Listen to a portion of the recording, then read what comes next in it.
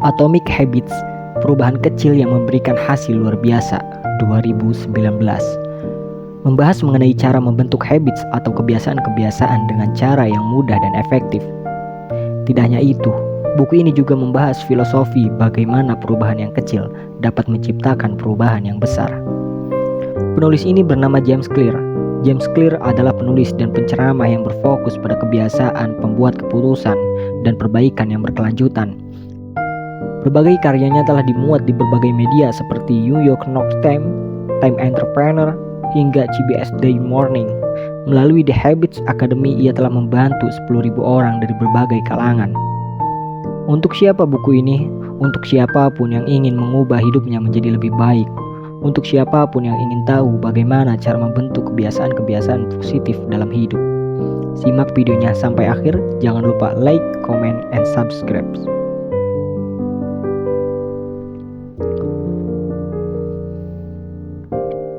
Chapter 1. Cara mudah membangun kebiasaan baik dan menghilangkan kebiasaan buruk.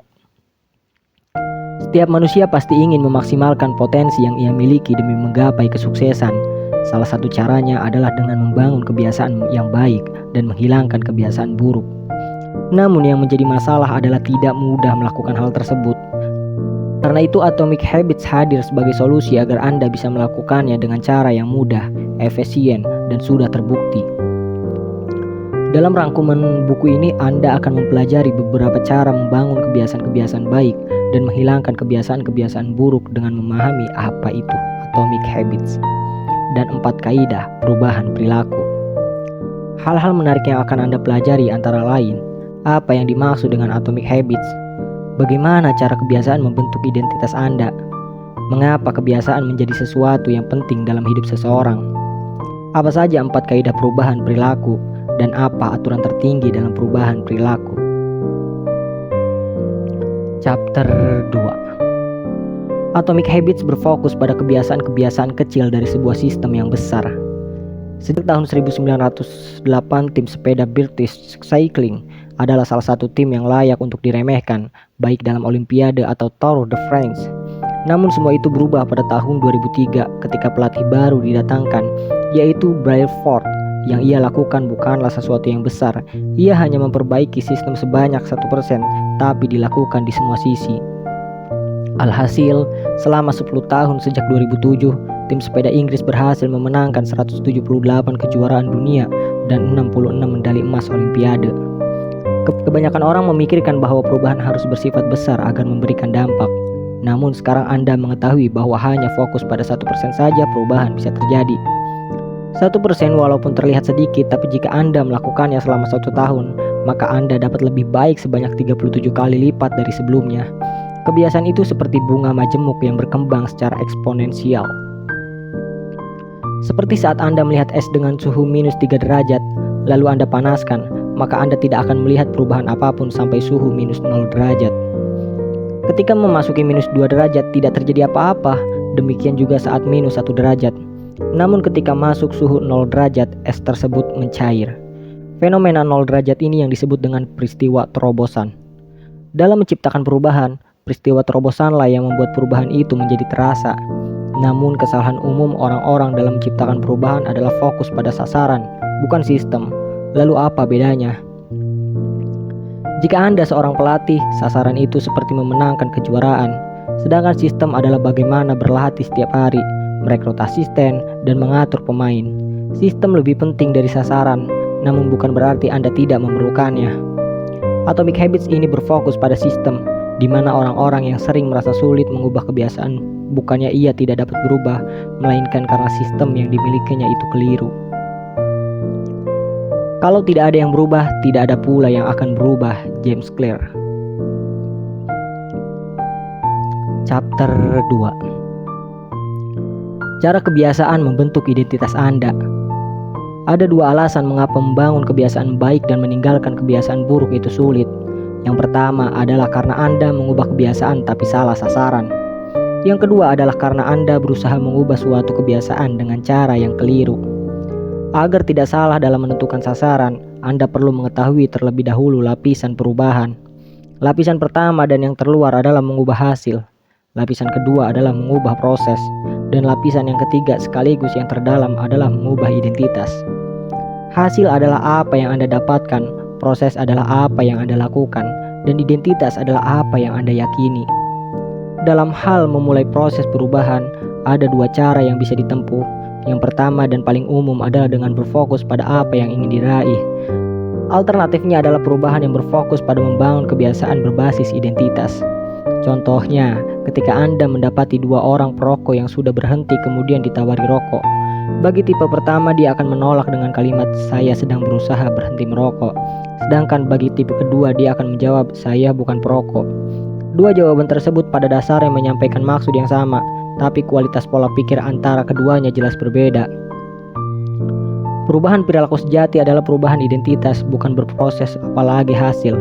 Sekarang sasaran Anda bukan lagi membaca buku, tapi sasaran Anda adalah menjadi pembaca buku. Sekarang sasaran Anda bukanlah berlari dalam lomba maraton, tetapi sasaran Anda adalah menjadi pelari. Sekarang sasaran Anda bukan lagi menguasai suatu instrumen musik, tetapi sasaran Anda adalah menjadi pemusik. Jika dirangkum, cara mengubah identitas adalah dengan mengubah kebiasaan. Cara paling praktis untuk mengubah siapa Anda adalah dengan mengubah apa yang Anda lakukan. Setiap kali Anda belajar bermain biola, Anda katakan bahwa Anda adalah seorang pemusik. Jika Anda berolahraga, katakan bahwa Anda adalah seorang atlet. Jika Anda sedang memberi semangat kepada karyawan, Anda adalah seorang pemimpin. Untuk membentuk identitas baru, ada dua langkah sederhana yang dapat Anda lakukan, yaitu 1. Putuskan tipe orang yang Anda cita-citakan. 2. Buktikan pada diri Anda sendiri dengan kemenangan-kemenangan kecil. Alasan utama kebiasaan itu menjadi penting bukan karena ini akan memberikan hasil-hasil yang lebih baik, tetapi kebiasaan dapat mengubah keyakinan tentang diri Anda sendiri. Pada akhirnya kebiasaan akan menjadi sesuatu yang sangat penting karena memudahkan Anda menjadi orang yang Anda inginkan. Secara harfiah, Anda menjadi kebiasaan Anda sendiri.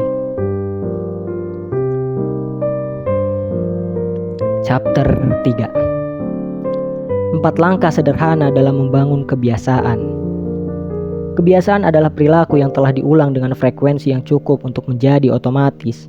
Kebiasaan terbentuk ketika Anda menjumpai situasi baru dalam kehidupan.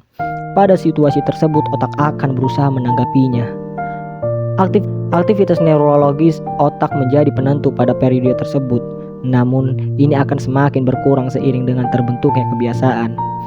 Secara sederhana, ada 4 langkah bagaimana kebiasaan dapat terbentuk, yaitu mendapat petunjuk atau cue, menumbuhkan gairah atau craving, menanggapi atau respons, dan menikmati hasil atau reward. Langkah-langkah tersebut merupakan intisari bagaimana kebiasaan dapat terbentuk. Ini adalah langkah-langkah dengan urutan yang sama setiap waktu. Kebiasaan diawali dengan adanya petunjuk. Petunjuk ini memicu otak untuk memulai perilaku. Petunjuk-petunjuk ini mengarah pada ganjaran yang akan Anda dapat kemudian. Orang-orang terdahulu memberi perhatian pada petunjuk-petunjuk terkait ganjaran pokok seperti makanan, minuman, dan air. Sedangkan manusia sekarang mencari petunjuk dengan meramalkan ganjaran sekunder seperti uang, kekuasaan, pujian, dan kepuasan pribadi lainnya. Tahapan kedua adalah gairah. Gairah atau nafsu ini akan menjadi penggerak dari setiap kebiasaan-kebiasaan yang Anda miliki. Tanpa adanya gairah, Anda tidak akan memiliki alasan untuk melakukan sesuatu. Langkah ketiga adalah menanggapi. Tanggapan inilah sesungguhnya yang kita sebut dengan kebiasaan. Tanggapan ini berbentuk aksi ataupun pikiran. Pada akhirnya tanggapan menghasilkan imbalan berupa ganjaran. Petunjuk terkait dengan melihat imbalan. Gairah berkaitan dengan hasrat terhadap ganjaran. Tanggapan terkait dengan mendapatkan ganjaran. Alasan manusia mencari ganjaran adalah untuk mendapatkan kepuasan dan suatu penghargaan. Semua langkah-langkah ini bekerja secara berulang-ulang dan disebut dengan lingkaran kebiasaan. Dari 4 tahapan yang ada, dapat dibagi lagi menjadi 2 fase, yaitu fase masalah dan solusi. Tahapan petunjuk dan gairah masuk ke dalam fase masalah, sedangkan sisanya masuk ke dalam fase solusi. Fase masalah terjadi ketika Anda sadar ada sesuatu yang perlu berubah. Fase solusi terjadi ketika Anda beraksi dan meraih perubahan yang Anda inginkan.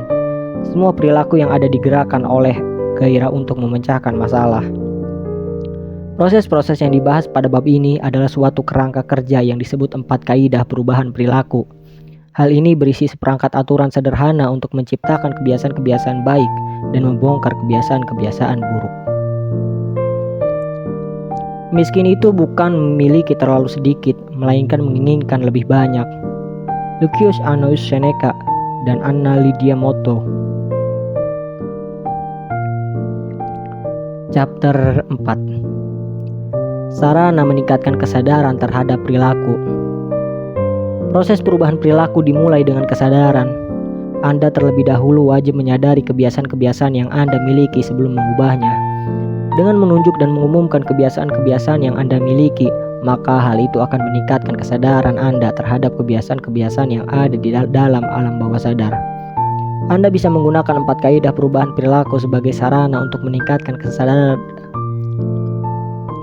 Anda bisa menggunakan 4 kaidah perubahan perilaku sebagai sarana untuk meningkatkan kesadaran terhadap perilaku Anda. Kaidah pertama dalam perubahan perilaku adalah bagaimana menjadikannya sesuatu hal yang terlihat. Ada 2 petunjuk paling umum untuk melakukannya, yaitu waktu dan lokasi. 2 variabel tersebut tinggal dimasukkan ke dalam rumus niat implementasi yang terdiri dari perilaku tambah waktu tambah lokasi. Adapun cara lainnya dengan rumus menumpuk kebiasaan yang terdiri dari kebiasaan sekarang tambah kebiasaan lama. Kebiasaan juga sangat berhubungan dengan adanya petunjuk. Hal ini karena setiap kebiasaan dimulai dari adanya petunjuk. Khususnya petunjuk yang menonjol, salah satu petunjuk yang kuat adalah konteks. Kebiasaan akan lebih mudah terbangun di lingkungan baru dengan konteks yang baru. Karena dengan ini Anda menjadi tidak perlu melawan petunjuk-petunjuk lama. Kaidah kedua dalam perubahan perilaku adalah bagaimana membuat menjadi menarik. Pada dasarnya seseorang akan lebih mudah membentuk kebiasaan pada kesempatan-kesempatan yang menarik. Sesuatu juga akan lebih menarik ketika ada lingkaran umpan balik. Dari sana akan dihasilkan hormon dopamin yang dapat mendorong seseorang untuk terus termotivasi. Kebalikan dari kaidah kedua perubahan perilaku. Perubahan perilaku adalah bagaimana membuatnya menjadi tidak menarik. Penyebab terbesarnya adalah ketika Anda membuat prediksi yang mendahului kebiasaan tersebut. Prediksi ini akan mengantarkan Anda ke berbagai macam perasaan sehingga Anda tidak jadi membentuk suatu kebiasaan. Maka dari itu berfokuslah pada manfaat dari menghindari kebiasaan-kebiasaan buruk. Adapun untuk kaidah ketiga dan keempat bisa Anda ketahui pada bab selanjutnya.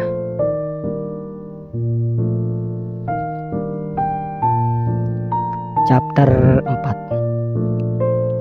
Perubahan kesadaran perilaku dengan menjadikannya mudah dan memuaskan. Kaidah ketiga perubahan perilaku adalah menjadikannya mudah. Untuk mewujudkannya bisa dilakukan dengan cara berlatih, bukan hanya dengan membuat rencana. Tidak lupa harus terus berfokus pada action, bukan in motion. Perlu Anda pahami bahwa jumlah waktu yang melatih sebuah kebiasaan tidak sepenting dengan pengulangan yang Anda lakukan. Tidak apa-apa sebentar, yang penting dilakukan secara konsisten. Untuk membuatnya lebih mudah lagi, Anda perlu mengikuti hukum upaya sekecil-kecilnya. Hal ini sebenarnya sudah manusia lakukan secara alami dengan condong terhadap opsi yang menuntut kerja lebih sedikit. Cara lain agar lebih mudah adalah dengan mengurangi hambatan untuk berperilaku baik dan meningkatkan hambatan untuk berperilaku buruk. Salah satu hambatan terbesar seseorang dalam melakukan kegiatan yang baik adalah sifat menunda-nunda. Untuk melawannya Anda dapat menerapkan aturan 2 menit. Ketika memulai kebiasaan baru, pelaksanaannya harus kurang dari 2 menit. Semakin sering Anda meritualkan awal suatu proses, semakin besar peluang untuk fokus sehingga dapat masuk ke dalam hal yang lebih besar lagi. Kebalikan dari kaidah ketiga ini adalah menjadikannya sulit. Suatu solusi modern untuk menghadapi masalah ini adalah dengan menggunakan alat penjaga komitmen. Dengan alat tersebut, Anda akan mengunci perilaku-perilaku di masa depan dengan pilihan yang tersedia di masa sekarang. Dan cara mengunci perilaku ini dapat dilakukan dengan mengotomatiskan kebiasaan-kebiasaan yang Anda miliki. Kaidah keempat sekaligus kaidah terakhir adalah menjadikannya memuaskan. Pengalaman yang memuaskan pada dasarnya membuat Anda lebih mungkin untuk mengulanginya. Hal itu karena otak manusia cenderung memprioritaskan ganjaran langsung dibandingkan ganjaran tertunda. Dalam artian ganjaran yang lebih cepat membuat Anda puas. Agar kebiasaan lebih melekat, Anda pun harus merasakan kesuksesan langsung, meskipun itu kecil. Mempertahankan kebiasaan baik akan selalu berhubungan dengan perasaan puas. Perasaan memuaskan ini adalah perasaan bahwa Anda mengalami kemajuan.